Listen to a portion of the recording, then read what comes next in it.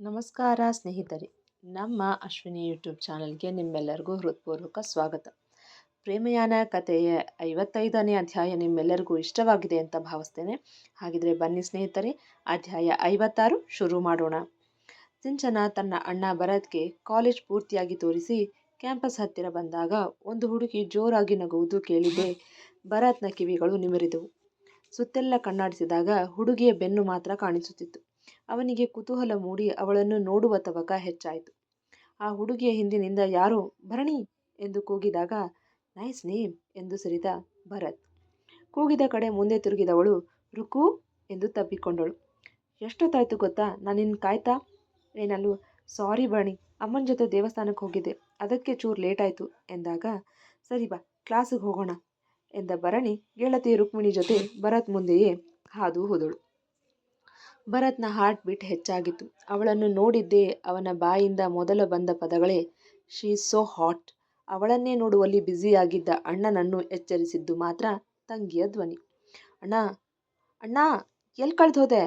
ಹುಡುಗಿ ಹಾಟ್ ಆಗಿದ್ದಾಳೆ ಅಂತಿದ್ಯಾ, ಏನು ವಿಷಯ ಎಂದು ಹುಬ್ಬು ಹಾರಿಸಿ ಕೇಳಿದಾಗ ಏನಿಲ್ಲ ಸಿಂಚು, ಹುಡುಗಿ ನೋಡೋದಕ್ಕೆ ಚೆನ್ನಾಗಿದ್ದಾಳೆ ಅಂದೆ ಅಷ್ಟೇ ಎಂದರೆ ಓ ರಿಯಲಿ, ಹಾಟ್ ಅನ್ನೋದಕ್ಕೂ ಚೆನ್ನಾಗಿದ್ದಾಳೆ ಅನ್ನೋದಕ್ಕೂ ತುಂಬ ವ್ಯತ್ಯಾಸ ಇದೆ ಅಣ್ಣ ಎಂದಾಗ ಇನ್ನಿನ ಪುಟ್ಟ ತಲೆಗೆ ಜಾಸ್ತಿ ಕೆಲಸ ಕೊಡಬೇಡ, ನನಗೀಗ ಲೈಬ್ರರಿ ತೋರಿಸುವ ಎಂದು ಎಳೆದುಕೊಂಡು ನಡೆದರೆ ಅಣ್ಣನ ಜೊತೆ ನಗುತ್ತಾ ಭಾರಿ ಇದೆಯಾ ಅಣ್ಣ ನೀನು ಕಳ್ಳ ಎನ್ನುತ್ತಾ ನಡೆದಳು ಸಿಂಚನ.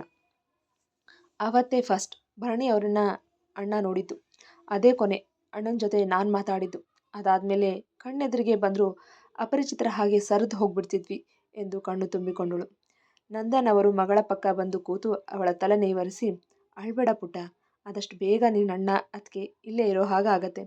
ಗುರುಗಳು ಹೇಳಿದ್ದು ನೀನು ಕೇಳಿದ್ಯಾ ತಾನೇ ಎಂದಾಗ ಹ್ಞೂ ಎಂದಳು. ಮತ್ತೆ ಅಳೋದು ಯಾಕೆ ಎಂದು ಕೇಳಲು ಚಿಕ್ಕ ವಯಸ್ಸಿನಿಂದ ಅಣ್ಣನ ಜೊತೆ ಆಡಲಿಲ್ಲ, ಒಟ್ಟಿಗೆ ಕೂತು ಊಟ ಮಾಡಲಿಲ್ಲ, ಜಗಳ ಆಡಲಿಲ್ಲ, ತರಲೆ ಮಾಡಲಿಲ್ಲ, ಒಟ್ಟಿಗೆ ಸ್ಕೂಲು ಕಾಲೇಜ್ಗೆ ಹೋಗಲಿಲ್ಲ ಎಂದು ಬಿಕ್ಕಲು ಏನು ಮಾಡೋದಕ್ಕಾಗತ್ತೆ ಪುಟ್ಟ, ಸಮಯ ಸಂದರ್ಭನೇ ಆಗಿದೆ ಅಲ್ವಾ ಎಂದಾಗ ಎಲ್ಲರ ಕಣ್ಣಂಚು ಒದ್ದೆಯಾಗಿತ್ತು. ವಸುಮತಿಯವರು ಕಣ್ಣಂಚು ಒರೆಸಿಕೊಂಡು ನಡಿರಿ ಹೊತ್ತಾಗಿದೆ ಊಟ ಮಾಡೋಣ ಎಂದು ಎಲ್ಲರನ್ನೂ ಎಬ್ಬಿಸಿದರು.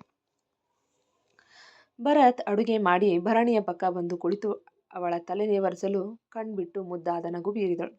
ನೋವು ಕಡಿಮೆ ಆಯ್ತಾ ಎಂದು ಕೇಳಲು ಮುಜುಗರದಿಂದಲೇ ಈಗ ಚೂರು ಕಮ್ಮಿ ಆಯಿತು ಎಂದಳು. ಅವಳ ಮುಜುಗರವನ್ನರಿತು ಭರಣಿ, ನಾನೊಂದು ಮಾತು ಹೇಳ ಎಂದು ಕೇಳಿದ. ಏನು ಎನ್ನುವಂತೆ ಅವನ ನೋಡಿದಳು. ನಾವಿರೋದೇ ಇಬ್ರು, ನನಗೆ ನೀನು ನಿನಗೆ ನಾನು. ನಿನಗೇನೇ ತೊಂದರೆ ಆದರೂ ಸಮಸ್ಯೆ ಆದರೂ ನನ್ನ ಹತ್ರ ಹೇಳ್ಕೊ, ಮುಜುಗರ ಪಡೋ ಅಗತ್ಯ ಇಲ್ಲ. ಮೇಲಾಗಿ ನಾನು ನಿನ್ನ ಗಂಡ ಅಂದಮೇಲೆ ನನ್ನಿಂದ ನೀನು ಯಾವುದನ್ನು ಹೈಡ್ ಮಾಡೋ ಅಗತ್ಯ ಆಗಲಿ, ಹೇಳ್ಕೊಳ್ಳೋದಕ್ಕೆ ಮುಜುಗರ ಪಡ್ಕೊಳ್ಳೋದಕ್ಕಾಗಲಿ ಮಾಡೋ ಅಗತ್ಯ ಇಲ್ಲ. ಅರ್ಥ ಆಯ್ತಾ? ಹಾಗೆ ಇನ್ನೊಂದು ವಿಷಯ ಯಾವಾಗಲೂ ತಲೆಯಲ್ಲಿಟ್ಕೊ, ಗಂಡ ಹೆಂಡತಿ ಅಂದರೆ ಎರಡು ದೇಹ ಒಂದೇ ಪ್ರಾಣ ಅನ್ನೋ ಹಾಗೆ ಇರಬೇಕು. ಇಬ್ಬರ ಮಧ್ಯೆ ಯಾವ ರಹಸ್ಯ ಆಗಲಿ ಮುಚ್ಚುಮರೆ ಆಗಲಿ ಇರಕೂಡ್ದು, ತಿಳಿತಾ ಎಂದಾಗ ಹ್ಞೂ ಎಂದು ತಲೆ ಆಡಿಸಿದಳು. ಭರತ್ ಮನಸ್ಸಲ್ಲೇ ಈ ಚೈಲ್ಡ್ಗೆ ಅದೆಷ್ಟು ತಿಳಿತೋ ಬಿಡ್ತೋ ಎಂದುಕೊಂಡು ನಕ್ಕ. ಭರಣಿ ಹಾಗೆ ಮತ್ತೆ ಮಲಗಲು ಸರಿ ಎದ್ದೇಳು ಊಟ ಮಾಡಿವೆಂತೆ ಎಂದಾಗ ನನಗೆ ಊಟ ಬೇಡ, ನಾನು ಮಲಗ್ತೀನಿ ಎಂದಳು. ಹಾಗೆಲ್ಲ ರಾತ್ರಿ ಸಮಯ ಖಾಲಿ ಹೊಟ್ಟೆಲ್ ಮಲಗಬಾರ್ದು ಎಂದು ಅಡುಗೆ ಮನೆಗೆ ಹೋಗಿ ತಟ್ಟೆಗೆ ಊಟ ಬಡಿಸಿಕೊಂಡು ಬಂದ. ಭರತ್ ಪ್ಲೀಸ್, ನಂಗೆ ಹೊಟ್ಟೆ ಹಸಿವಿಲ್ಲ, ಸಂಜೆ ಪಾನಿಪುರಿ ತಿಂದಿದ್ದೇ ಸಾಕಾಯಿತು ಎಂದರೆ ಕೋಳಿ ಥರ ಇಷ್ಟಿಷ್ಟೇ ತಿಂದು ಅಭ್ಯಾಸ ಮಾಡ್ಕೊಂಡಿದ್ಯಾ, ಅದಕ್ಕೆ ಹೊಟ್ಟೆ ತುಂಬಿದೆ ಅನಿಸುತ್ತೆ. ಲೇ ಪಮೇರಿಯನ್, ಚೂರು ಚೆನ್ನಾಗಿ ತಿಂದು ಗುಂಡಾಗು ಎಂದಾಗ ಯಾಕೆ ಎಂದಳು. ಆ ಮಾತಿನ ಒಳ ಅರ್ಥ ತಿಳಿಯದು. ಏನಿಲ್ಲ ಬಿಡು ಎಂದವನ ಮುಖದಲ್ಲಿ ತುಂಟ ನಗು ಇತ್ತು. ಅವನ ಮಾತಿಗೆ ಹೆಚ್ಚು ತಲೆ ಕೆಡಿಸಿಕೊಳ್ಳದೆ ಪ್ಲೀಸ್ ನಂಗೆ ಊಟ ಬೇಡ ಎಂದಾಗ ಚುಪ್, ಸುಮ್ಮನೆ ಊಟ ಮಾಡು ಎಂದು ಗದರಿ ಅವಳ ಬಾಯಿ ಮುಂದೆ ತುತ್ತು ಹಿಡಿದಾಗ ದೂಸ್ರಾ ಮಾತನಾಡದೆ ತಿಂದಳು. 4-5 ತುತ್ತು ತಿಂದವಳು ಸಾಕು ಭರತ್, ನನಗೆ ಹೊಟ್ಟೆ ತುಂಬಿತು ಎಂದಾಗ ಸರಿ ಎಂದು ತಟ್ಟೆಯಲ್ಲಿ ಮಿಕ್ಕಿದ್ದ ಅನ್ನವನ್ನು ತಿಂದು ತಟ್ಟೆ ತೊಳೆದಿಟ್ಟು ಬಂದು ಬೆಡ್ ಮೇಲೆ ಕೂತ. ಭರತ್, ನಿನ್ನ ತೊಡೆ ಮೇಲೆ ಮಲಗ್ಲಾ ಎಂದು ಮುದ್ದಾಗಿ ಕೇಳಿದ ರೀತಿಗೆ ಇಲ್ಲ ಎನ್ನಲಾಗದೆ ನಗುತ್ತಲೇ ಕಮ್ ಎಂದು ಕೈ ಮಾಡಿ ಕರೆದ. ಭರತ್ ಒಂದು ಕಾಲು ಮಡಚಿ ಕೂತು ಇನ್ನೊಂದು ಕಾಲು ಚಾಚಿದ್ದ. ಅದರ ಮೇಲೆ ತಲೆ ಇಟ್ಟು ಮಲಗಿದಳು. ಅವನು ಒಂದು ಕೈಯಲ್ಲಿ ಮೊಬೈಲ್ ನೋಡುತ್ತಿದ್ದರೆ ಇನ್ನೊಂದು ಕೈ ಭರಣಿಯ ತಲೆಗೂದಲಲ್ಲಿ ಬೆರಳಾಡಿಸುತ್ತಿದ್ದ. ಭರತ್, ನಾನು ನಿನಗೊಂದು ಮಾತು ಕೇಳಬೇಕು ಎಂದಾಗ ಮೊಬೈಲ್ನಲ್ಲಿ ಮುಖ ಹುದುಗಿಸಿಯೇ ಏನು ಕೇಳಬೇಕು ಎಂದನು. ಅದು ನೀನು ಯಾಕೆ ಒಂಟಿಯಾಗಿದೆಯಾ ಎಂದು ಕೇಳಿದಳು. ಮಧ್ಯಾಹ್ನ ರುಕ್ಮಿಣಿ ಜೊತೆ ಮಾತನಾಡಿದ್ದ ವಿಷಯ ಈಗ ತಲೆಗೆ ಬಂದಿತ್ತು. ಅಂದರೆ ಎಂದು ಅವಳ ಪ್ರಶ್ನೆ ಅರ್ಥವಾಗದೆ ಕೇಳಿದ. ಅಂದರೆ ನಿಮ್ಮ ಫ್ಯಾಮ್ಲಿ ಎಲ್ಲ ಎಲ್ಲಿದೆ? ನೀನು ಯಾಕೆ ಒಬ್ಬನೇ ಇಲ್ಲಿದೆಯಾ? ಯಾರ್ಯಾರಿದ್ದೀರಾ ನಿಮ್ಮ ಮನೆಯಲ್ಲಿ ಎಂದು ಕೇಳಿದಳು. ಭರತ್ ಈಗ ಭರಣಿಯ ಪ್ರಶ್ನೆಗಳಿಗೆ ಏನು ಉತ್ತರ ಕೊಡಬೇಕೆಂದು ತೋಚದೆ ತನ್ನದೇ ಆಲೋಚನೆಗಳಲ್ಲಿ ಮುಳುಗಿ ಹೋದ. ಭರತ್ನಿಂದ ಯಾವ ಉತ್ತರವೂ ಬರದಿದ್ದಾಗ ನಾನು ಏನೋ ಕೇಳಿದೆ, ಹೇಳು ನಿಮ್ಮ ಫ್ಯಾಮ್ಲಿ ಎಲ್ಲ ಎಲ್ಲಿದೆ ಎಂದು ಮತ್ತೆ ಕೇಳಿದಾಗ ಅದು ಅವ್ರು ದೂರ ಇದ್ದಾರೆ ಎಂದ. ದೂರ ಅಂದರೆ ಯಾವ ಊರಲ್ಲಿ ಎಂದು ಕೇಳಲು ಆ ಊರಿನ ಹೆಸರು ಗೊತ್ತಿಲ್ಲ ಬಿಡು ನಿನಗೆ ಎಂದನು. ಹೌದಾ, ಮತ್ತೆ ಯಾರ್ಯಾರಿದ್ದೀರಾ ನಿಮ್ಮ ಮನೆಯಲ್ಲಿ ಎಂದು ಕೇಳಲು ನನ್ನ ಅಪ್ಪ, ಅಮ್ಮ, ಅಣ್ಣ, ಅತ್ತಿಗೆ, ಅವ್ರ ಪುಟಾಣಿ ಮಗ, ಹಾಗೆ ನನ್ನ ತಂಗಿ ಎಂದ. ವಾವ್, ನಿಮ್ಮ ಫ್ಯಾಮ್ಲಿ ದುಡ್ದಿದೆ ಎಂದು ಖುಷಿಯಿಂದ ಹೇಳಲು ಎಂದು ನಕ್ಕ. ಭರತ್, ಅವ್ರಿಗೆಲ್ಲ ಗೊತ್ತಿದೆಯಾ ನಮ್ಮ ಮದುವೆ ಆಗಿರೋ ವಿಷಯ ಎಂದು ಕೇಳಿದರೆ ಗೊತ್ತಿದೆ ಎಂದ. ರಿಯಲಿ ಎಂದು ಕಣ್ಣು ಅಳಿಸಿ ಕೇಳಿದಳು. ಮತ್ತು ನಮ್ಮನ್ನು ನೋಡೋದಕ್ಕೆ ಒಂದು ಸಾರಿನೂ ಬಂದಿಲ್ಲ ಎಂದರೆ ಅವರಿಗೆ ನನ್ನ ಮೇಲೆ ಕೋಪ ಬಂದಿದೆ, ಅದಕ್ಕೆ ನೋಡೋದಕ್ಕೆ ಬಂದಿಲ್ಲ ಎಂದ. ಹಾಗಿದ್ರೆ ನನ್ನನ್ನೇ ನಿಮ್ಮ ಮನೆಗೆ ಕರ್ಕೊಂಡು ಹೋಗು, ನಾನು ಅವರೆಲ್ಲರನ್ನೂ ನೋಡಬೇಕು ಎಂದಾಗ ಸಮಯ ಬರಲಿ ಕರ್ಕೊಂಡು ಹೋಗ್ತೀನಿ, ಈಗ ಟೈಮ್ ಆಗಿದೆ ಮಲಗು ಎಂದು ತಲೆ ತಟ್ಟತೊಡಗಿದ. ಸುಮ್ಮನೆ ಇದ್ದರೆ ಮತ್ತೆಲ್ಲಿ ಪ್ರಶ್ನೆಗಳನ್ನು ಕೇಳುವಳೋ ಎಂದು ಅವಳ ಮಾತಿಗೆ ವಿರಾಮವಿಡಲು ನೋಡಿದ. ಆದರೆ ಭರಣಿ ಅಷ್ಟಕ್ಕೆ ಸುಮ್ಮನಾಗದೆ ಸಮಯ ಬರಲಿ ಅಂದರೆ ಏನರ್ಥ ಎಂದು ಕೇಳಿದಾಗ ಅಂದರೆ ನಾವು ಅವ್ರನ್ನ ನೋಡೋದಕ್ಕೆ ಹೋಗೋ ಸಮಯದ ಬಗ್ಗೆ ಹೇಳ್ತಿದ್ದೀನಿ ಎನ್ನಲು ಮತ್ತು ಆ ಸಮಯ ಯಾವಾಗ ಬರುತ್ತೆ ಎಂದು ಕೇಳಿದಳು. ಬಂದಾಗ ಹೇಳ್ತೀನಿ ಎಂದ. ಸರಿ, ನಿಮ್ಮ ಫ್ಯಾಮ್ಲಿ ಫೋಟೋ ಇದ್ದರೆ ತೋರಿಸು ಎಂದರೆ ನನ್ನ ಹತ್ರ ಇಲ್ಲ ಎನ್ನಾಗ ಯಾಕಿಲ್ಲ ಎಂದು ಕೇಳಿದಳು. ನನಗೆ ಇಟ್ಕೊಳ್ಬೇಕು ಅಂತ ಅನ್ನಿಸ್ಲಿಲ್ಲ, ಅದಕ್ಕೆ ಇಟ್ಕೊಂಡಿಲ್ಲ ಎಂದ. ಅಲ್ಲ, ನಿನಗೆ ನಿಮ್ಮ ಅಪ್ಪ ಅಮ್ಮ ನೆನಪಾಗೋದಿಲ್ವಾ ಎಂದು ಕೇಳಿದಾಗ ಆಗತ್ತೆ ಎಂದ. ಮತ್ತು ಹೋಗಿ ಮಾತಾಡ್ಸ್ಕೊಂಡು ಬರಬೇಕು ತಾನೇ ಎಂದು ಕೇಳಿದರೆ ಹೋಗೋ ಮೂಡಿಲ್ಲ ಅದಕ್ಕೆ ಎಂದ. ಯಾಕೆ ಮೂಡಿಲ್ಲ ಎಂದು ಕೇಳಲು ಲೇ ಈಡಿಯಟ್, ಎಷ್ಟು ಪ್ರಶ್ನೆ ಕೇಳ್ತೀಯೇ, ಈಗ ಟೈಮ್ ಆಗಿದೆ ಮಲಗು ಎಂದು ಜೋರಾಗಿ ಗದರಿ ತಲೆ ತಟ್ಟತೊಡಗಿದ. ಮುಖ ಊದಿಸಿಯೇ ಕಣ್ಣು ಮುಚ್ಚಿದವಳು ಸ್ವಲ್ಪ ಹೊತ್ತಿಗೆ ನಿದ್ರೆಗೆ ಜಾರಿದಳು. ಸುಮ್ಮನೆ ಇದ್ದರೆ ಮತ್ತೆಲ್ಲಿ ಪ್ರಶ್ನೆಗಳನ್ನು ಕೇಳುವಳು ಎಂದು ಅವಳ ಮಾತಿಗೆ ಈ ಬಾರಿ ವಿರಾಮವಿಟ್ಟ. ಭರಣಿ ಏನೋ ಹಾಯಾದ ನಿದ್ರೆಗೆ ಜಾರಿದಳು. ಆದರೆ ಭರತ್ ನಿದ್ದೆ ಮಾತ್ರ ಹಾರಿ ಹೋಗಿತ್ತು. ತನ್ನ ಫ್ಯಾಮಿಲಿ ನೆನೆದು ಕಣ್ತುಂಬಿಕೊಂಡ. ತಕ್ಷಣ ತನ್ನ ಮೊಬೈಲ್ ಗ್ಯಾಲರಿಯಲ್ಲಿ ಬೆಚ್ಚಗೆ ಕುಳಿತಿದ್ದ ಫ್ಯಾಮಿಲಿ ಫೋಟೋ ತೆಗೆದು ನೋಡಿದ. ಆ ಫೋಟೋದ ಮೇಲೆ ಕೈಯಾಡಿಸಿ ಎದೆಗಾಣಿಸಿಕೊಂಡ. ಅದೆಷ್ಟು ಹೊತ್ತು ಆ ಫೋಟೋವನ್ನೇ ನೋಡಿದನೋ ಅದು ಅವನಿಗೂ ಗೊತ್ತಿಲ್ಲ. ಸಮಯ ಸರಿಯುತ್ತಿದ್ದಂತೆ ಮೊಬೈಲ್ ಎದೆಯ ಮೇಲೆ ಇಟ್ಟುಕೊಂಡು ನಿದ್ರೆಗೆ ಜಾರಿದ್ದ. ಮಧ್ಯರಾತ್ರಿ 2 ಗಂಟೆಯ ಸಮಯ.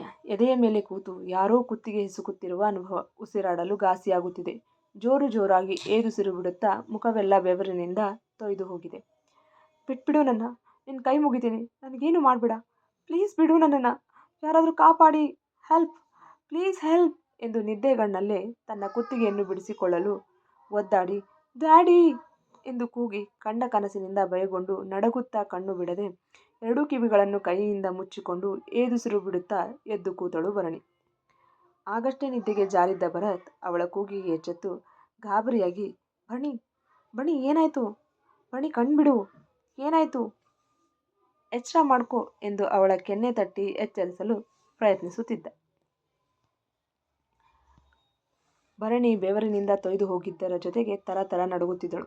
ಅವನೆದೆಗೆ ಒರಗಿ ಗಟ್ಟಿಯಾಗಿ ಕಣ್ಮುಚ್ಚಿ ಪ್ಲೀಸ್ ನನ್ನನ್ನೇನು ಮಾಡಬೇಡ, ಪ್ಲೀಸ್ ನನ್ನ ಸಾಯಿಸಬೇಡ, ಬಿಟ್ಬಿಡು ನನ್ನ ಎಂದು ಒಂದೇ ಸಮನೆ ಬಡಬಡಿಸುತ್ತಿದ್ದಳು.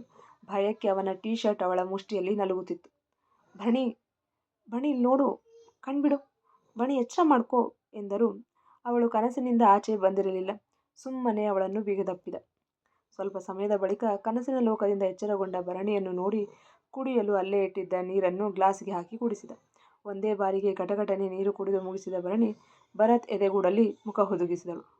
ಭರಣಿ ಯಾಕೆ, ಏನಾಯಿತು, ಏನಾದರೂ ಕನ್ಸ್ಕೊಂಡ್ಯಾ ಎಂದು ಕೇಳಿದಾಗ ಯಾರೋ ಹೆಂಗಸು ವಿಕಾರವಾಗಿದ್ಲು, ನನ್ನ ಎದೆ ಮೇಲೆ ಕೂತು ಕುತ್ತಿಗೆ ಹಿಸುಕ್ತಿದ್ಲು, ನಾನು ಎಷ್ಟು ಬೇಡ್ಕೊಂಡ್ರು ನಿನ್ನನ್ನು ಸಾಯಿಸದೆ ಬಿಡಲ್ಲ ಅಂತ ಹೇಳ್ತಿದ್ಲು ಎಂದು ಅಳುತ್ತಾ ಮತ್ತೆ ನಡುಗಲು ರಿಲ್ಯಾಕ್ಸ್ ರಿಲ್ಯಾಕ್ಸ್ ಭರಣಿ, ಅದೊಂದು ಕೆಟ್ಟ ಕನಸಷ್ಟೇ, ಹೆದರ್ಕೋಬೇಡ, ನಾನು ಇಲ್ಲೇ ಇದ್ದೀನಿ, ಡೋಂಟ್ ವರಿ ಎನ್ನುತ್ತಿದ್ದಂತೆ ಇನ್ನಷ್ಟು ಗಟ್ಟಿಯಾಗಿ ತಬ್ಬಿದಳು.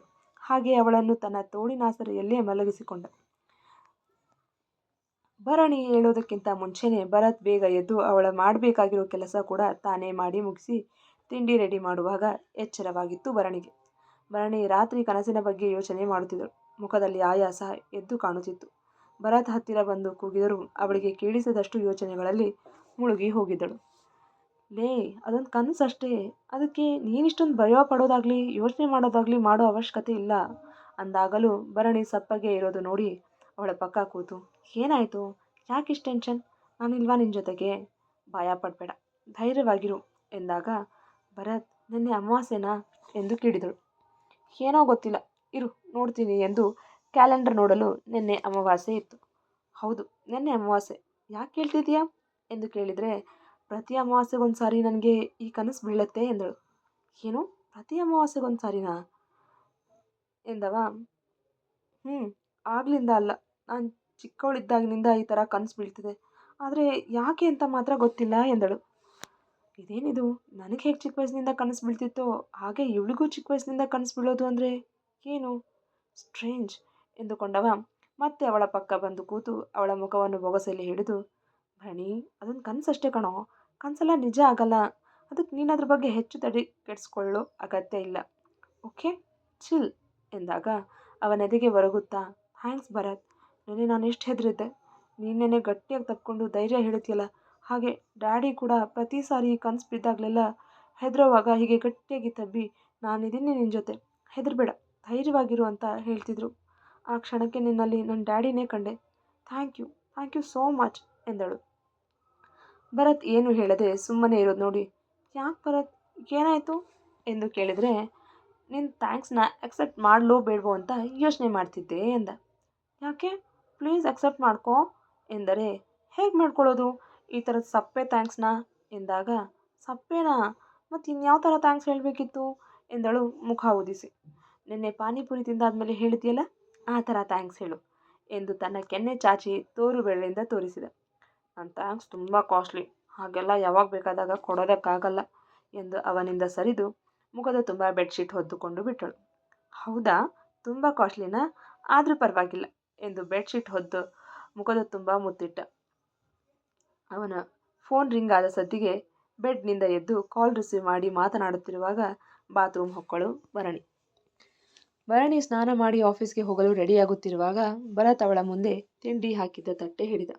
ಥ್ಯಾಂಕ್ಸ್ ಎಂದು ತೆಗೆದುಕೊಂಡಳು.